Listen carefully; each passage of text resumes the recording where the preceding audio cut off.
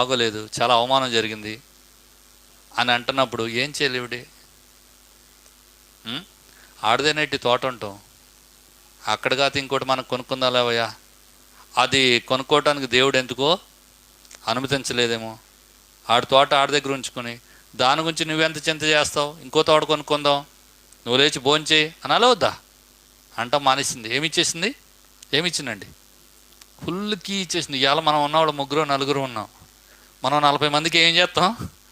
40 మందికి చూడు ఇవాళ అంతా నీ గురించి చెప్తున్నాడు. నువ్వు రాలేదు కానీ ఆ వస్తే నా అరికాల్చి నీకు మంట వచ్చేసినాక, చెల్లి, తమ్ముడు, అన్నయ్య, ఎంత మాట అన్నాడు. ఫుల్ కీ ఇచ్చేస్తాం. పాపం మొన్న ఆదివారం రానోళ్ళు ఈ ఆదివారం వద్దామనుకుంటారు వాళ్ళు. తీరా యజ్బేల్లాగా వెళ్ళి కీ ఇచ్చేస్తాం మనకి.